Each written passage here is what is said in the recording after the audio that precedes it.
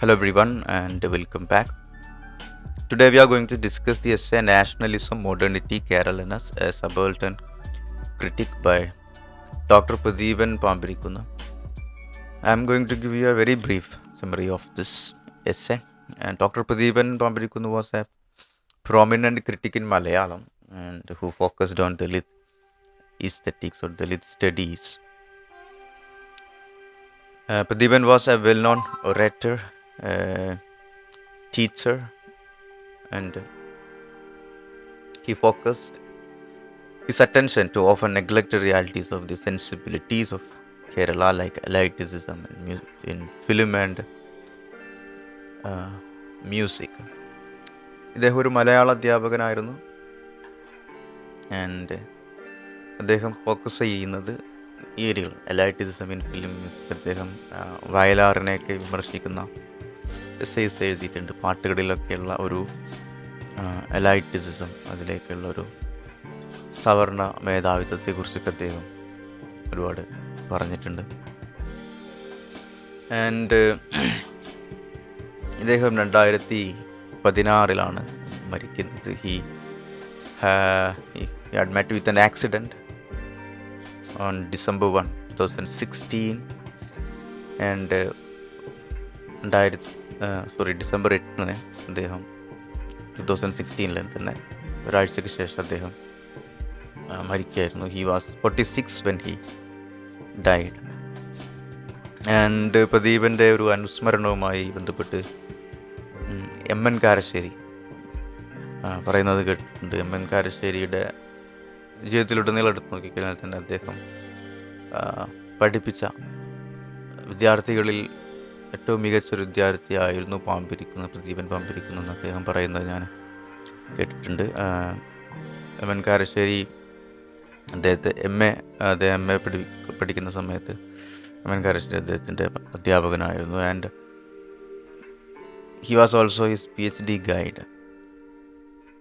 And അവർ ഒരുപാട് Pradeepan use to ask a lot of questions and they use to have debates എന്നൊക്കെ അദ്ദേഹം പറയുന്നുണ്ട്. And apart from writing many articles, doctor Pradeepan penned a novel titled Eri എന്ന് പറയുന്ന ഒരു novel അദ്ദേഹത്തിൻ്റെ ഏറ്റവും പ്രധാനപ്പെട്ട ഫേമസ് ആയിട്ടുള്ള most popular work written by Pradeepan M.A എരി. And his prime concern in writing was the epistemology and its relationship with society. അദ്ദേഹത്തിൻ്റെ എഴുത്തുകളിലും അദ്ദേഹത്തിൻ്റെ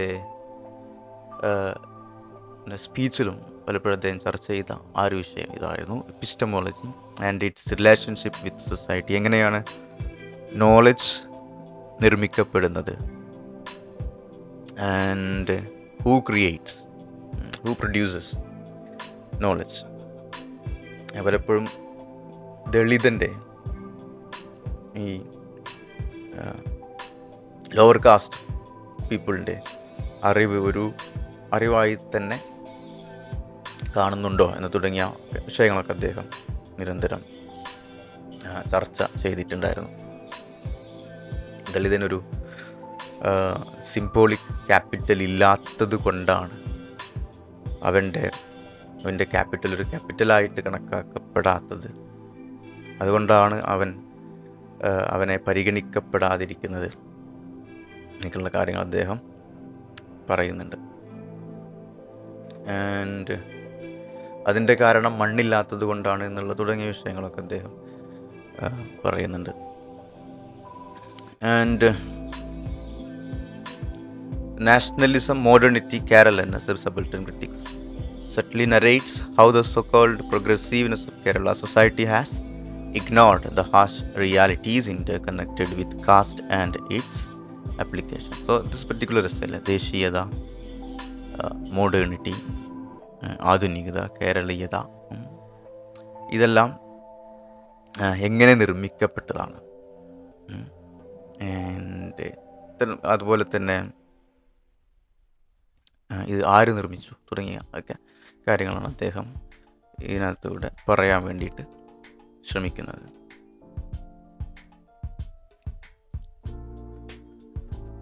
And the writer Pradeepan says that There used to be a hierarchy that worked strictly on the basis of caste.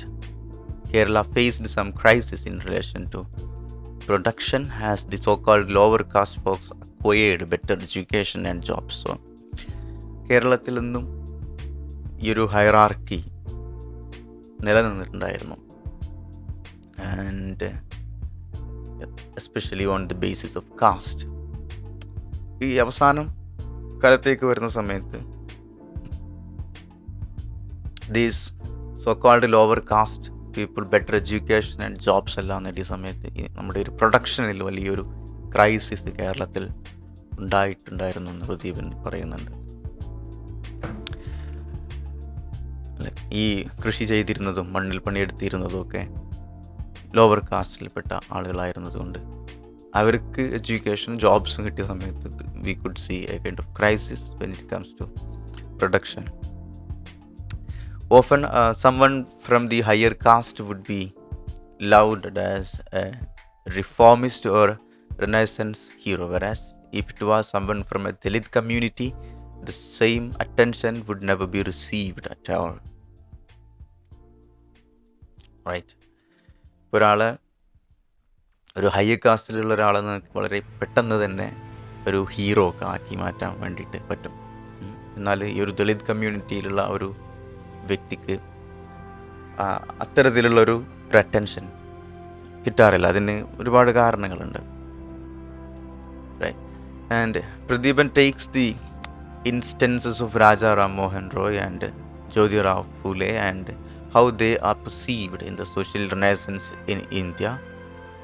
The scenario in Kerala is not different at all.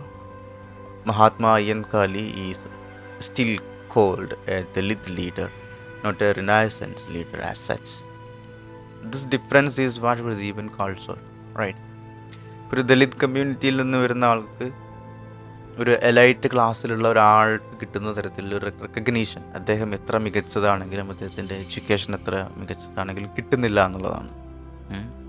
ഇപ്പോഴും അയ്യങ്കാളിയൊക്കെ പോലെയുള്ള ആളുകൾ അവരെ കേവലം ഒരു Dalit leader എന്നുള്ളതിലേക്ക് ഒതുക്കപ്പെടുക ചെയ്യുന്നത്. They are not most of the time not considered as a renaissance leader in India also. കേരളത്തിലുള്ളൊരു കേവലം ഒരു ദളിത് ലീഡർ എന്ന രീതിയിലേക്ക് മാറ്റപ്പെടുന്നു. നമുക്ക് ഈവൻ അംബേദ്കറിൻ്റെ കാര്യം പോലും ഓർക്കാവുന്നതാണ്. അംബേദ്കറൊക്കെ ശരിക്കും നമ്മുടെ ഭരണഘടന നിർമ്മിച്ചു, ഭരണഘടന എഴുതി. He was a very knowledgeable person. ഈ ഒരു എലൈറ്റ് ക്ലാസ്സിലുള്ള ഒരാളും അതിന് ഏബിൾ ആയിരുന്നില്ല. Nobody was qualified and efficient to do that job, but he did. എങ്കിലും അദ്ദേഹത്തിന് കിട്ടുന്ന ഒരു റെക്കഗ്നീഷൻ എന്താണെന്ന് നമുക്കറിയാം. ഇവിടെ ഗാന്ധിക്ക് കിട്ടുന്ന അല്ലെങ്കിൽ നെഹ്റുവിന് കിട്ടുന്ന തരത്തിലൊന്നുള്ള പരിഗണന ഒരുപക്ഷെ കിട്ടിയിട്ടില്ല എന്ന് നമുക്ക് പറയാം. സോ ഇത് what Pradeepan says is true, I think. And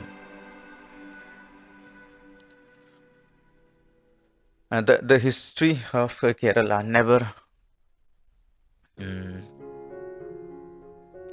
lauded the leaders like Poigail Appachan and Krishnari Ashan or even Ayyankali, because it was easy to replace them with Savarna elite leaders.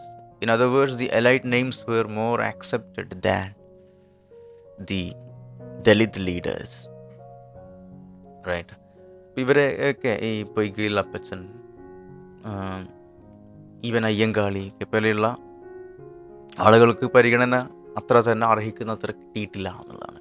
ഇവരെയൊക്കെ പേരിന് പകരം നമുക്ക് സവർണ പേരുകൾ അല്ലെങ്കിൽ elite ലീഡേഴ്സിൻ്റെ പേര് ആ സ്ഥാനത്തേക്ക് പ്ലേസ് ചെയ്യുക എന്നുള്ളത് വളരെ ഈസിയാണ്.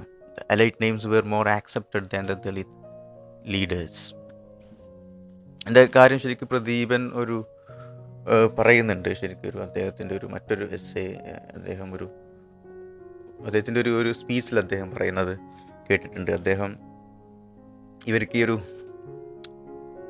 ഒരു സിംബോളിക്, ഇവരുടെ നെയിം പോലും ഇപ്പോൾ എലൈറ്റ് ക്ലാസിൻ്റെ സവർണരുടെ നമുക്കറിയാം, അവർ പേരിൻ്റെ കൂടെ ഈ ജാതി ഒക്കെ ഫിറ്റ് ചെയ്യുന്നൊരു പരിപാടി ഉണ്ട്. അപ്പോൾ അത് അവരുടെ ഒരു ക്യാപിറ്റലാണ്.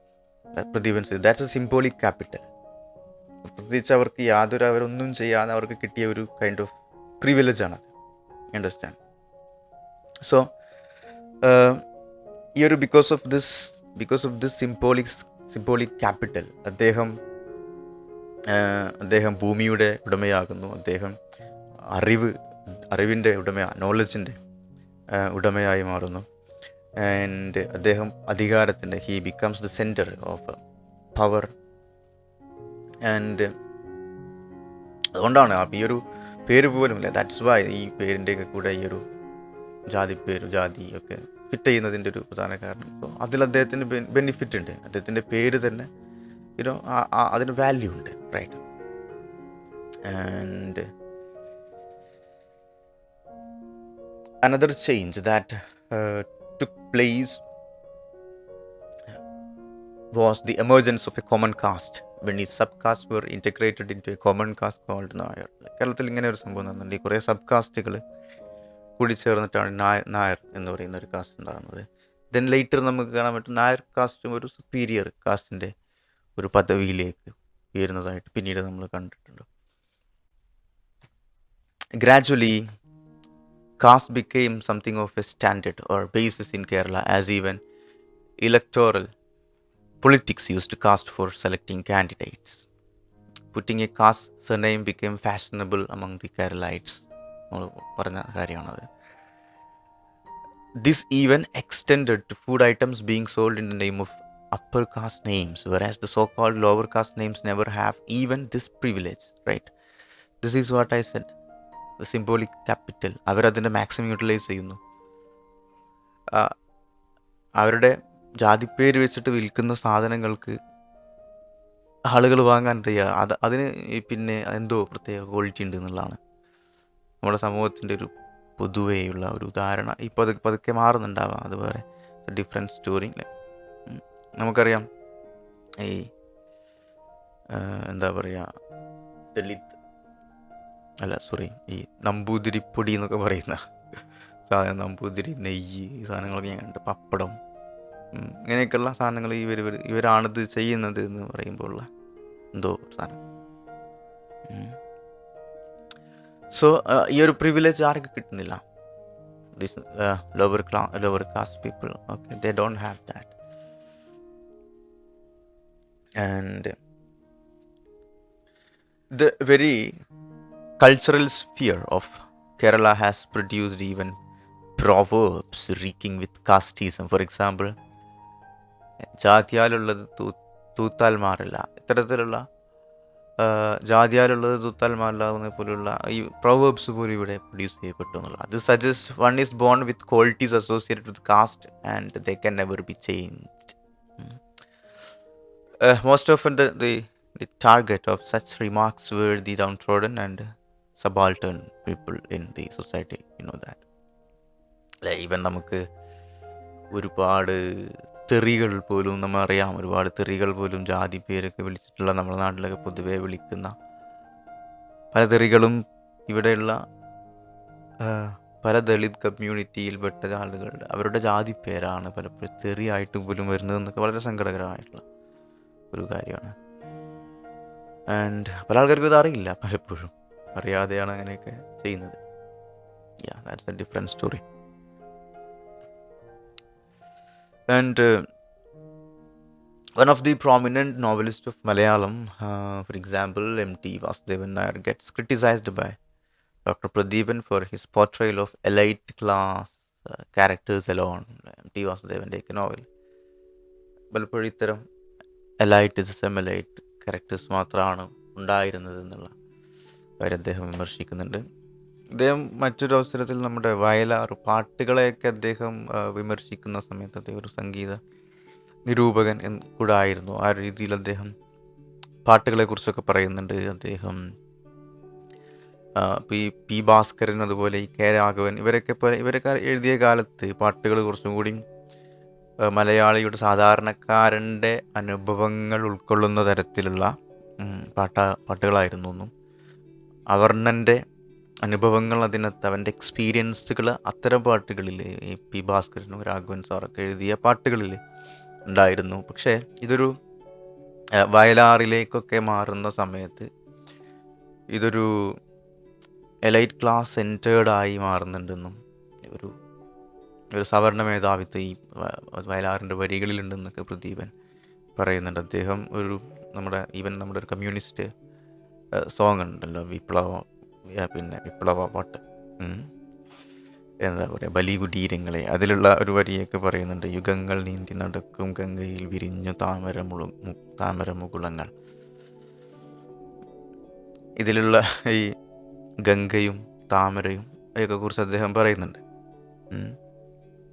ആൻഡ് അതുപോലെ വയലാറിൻ്റെ വരികളിൽ പലപ്പോഴും പൂക്കൾ കേവലം ഒരു പൂജയ്ക്ക് മാത്രം ഉപയോഗിക്കാൻ ഉള്ളൊരു സാധനമായിട്ടൊക്കെ തോന്നുന്നു എന്നൊക്കെ അത്തരത്തിലുള്ള വിമർശനങ്ങളൊക്കെ പ്രദീപൻ ഉന്നയിക്കുന്നുണ്ട്. And the term called Taravadu has a Savarna or elite connotation, since the downtrodden or Dalit class never had a term to denote even their houses. In other words, the very equivalent term for the word house in Malayalam became veed. The appropriation never came from terms like Pura, Chala or Cheri. ഇപ്പം നമ്മുടെ ഈ ഒരു വാക്കിലെ തറവാടൊക്കെ നിങ്ങൾക്കറിയാം, ഇതിനൊക്കെ ഒരു elite കൊണോട്ടേഷനാണ് ഈ വേർഡിനൊക്കെ ഉള്ളത്. ഇതിന് സമാനമായ മറ്റൊരു വേർഡ് പിന്നീട് വന്നത് വീടാണ്. പക്ഷേ ഒരിക്കലും ഈ നമ്മുടെ ലോവർ കാസ്റ്റ് പീപ്പിൾ ഉപയോഗിച്ചിരുന്ന, ഇവിടുത്തെ ദളിതർ ഉപയോഗിച്ചിരുന്ന വാക്കുകൾ പുര, ചാള, ചെറിയ എന്നുള്ള വേർഡുകളൊന്നും ഇവിടെ ആക്സെപ്റ്റ് ചെയ്യപ്പെട്ടില്ല എന്നുള്ളതാണ്.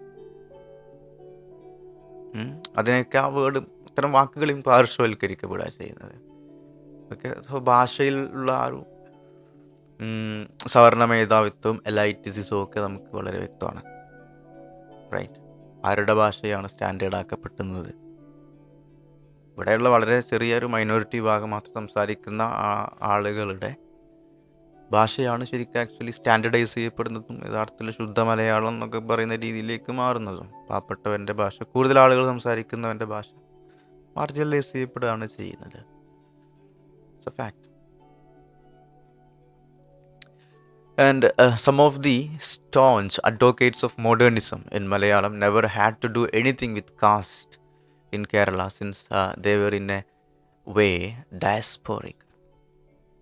And even മലയാളത്തിൽ ഉണ്ടായിരുന്ന ഒരുപാട് എഴുത്തുകാർ പോലും അവർ പോലും ഇതിനെതിരെ, അല്ലെങ്കിൽ കാസ്റ്റ് അവരുടെ എഴുത്തുകളിലൊരു സബ്ജക്റ്റ് ആയിരുന്നില്ല, അല്ലെങ്കിൽ didn't have a direct experience about the casteism in Kerala. And so അവർ ഒരു തരത്തിൽ they were kind of diasporic writers എന്ന് പ്രദീപൻ പറയുന്നുണ്ട്. The writers like Anand, O.V. Vijayan and Mukundan, they stayed outside Kerala, though they prolifically wrote in Malayalam, right? So maybe they didn't have a clear idea about what's going on here in Kerala. Hence, the very characters they created didn't have the baggage of caste with them. Caste ഒരു problem ആയിരുന്നില്ല എന്നുള്ള പല എഴുത്തുകാർക്കും. നമ്മുടെ even Gandhi പോലും നമുക്കറിയാം, അംബേദ്കറൊക്കെ ഈ കാസ്റ്റിസത്തിൻ്റെ പ്രശ്നങ്ങളെ കുറിച്ചിട്ട് സംസാരിക്കുമ്പോഴും even Gandhi was silent about this thing. Okay, and many of the protagonists in modernist fiction in Malayalam contained modernist fiction in Malayalam contained were rather global citizens who could just feel that caste didn't even exist. പല മലയാള കഥകളിലുള്ള characters kind of global citizens, ഈ കാസ്റ്റൊക്കെ അനുഭവിക്കുന്ന ഒരു പ്രദേശത്തുള്ളൊരു characters ആയിരുന്നില്ല എന്നുള്ള പല പ്രധാനപ്പെട്ട എഴുത്തുകാരുടെയും പല എഴുത്തുകാരും നിർമ്മിച്ച ക്യാരക്ടേഴ്സ്, കഥാപാത്രങ്ങൾ. And even when true to life Dalit characters appeared in the works of P. Valsala and Sukumaran or C.V. Sriraman, they were never discussed seriously as representations of reality. അതേസമയം നമുക്ക് കുറച്ച് എഴുത്തുകാരുണ്ടായിരുന്നു ഇത്തരം ദളിത് ക്യാരക്ടേഴ്സിനെയൊക്കെ കാണിച്ച, അവരുടെ റിയാലിറ്റി തുറന്ന് കാണിച്ച. We had writers like that, like P.V. Valsala, M Sukumaran or C V Sreeraman. പക്ഷെ ഇവരുടെ ക്യാരക്ടേഴ്സിനെയൊന്നും സീരിയസ് ആയി ഇവിടെ ചർച്ച ചെയ്യപ്പെട്ടില്ല എന്നുള്ള, അവരുടെ വർക്കുകൾക്കൊന്നും ഒരു ആ രീതിയിലുള്ള അംഗീകാരവും കിട്ടിയിട്ടില്ല എന്നുള്ളതാണ് പ്രദീപൻ ഉന്നയിക്കുന്ന ഒരു പ്രധാന ഒരു ആരോപണം. And now he says finally the Dalits have started writing, and he concludes by saying that this is the movement one should look forward to, since they will decide how the new wave in Malayalam literature will be. So പുതിയൊരു എഴുത്ത് ഇവിടെ ഒരു ഭാഗത്ത് നടന്നുകൊണ്ടിരിക്കുന്നുണ്ട് എന്ന് അദ്ദേഹം പറയുന്നുണ്ട്. And this is the movement that one should look forward to, and they can make a huge change in Malayalam literature എന്ന് അദ്ദേഹം പറഞ്ഞുകൊണ്ട് നിർത്തുന്നതാണ്.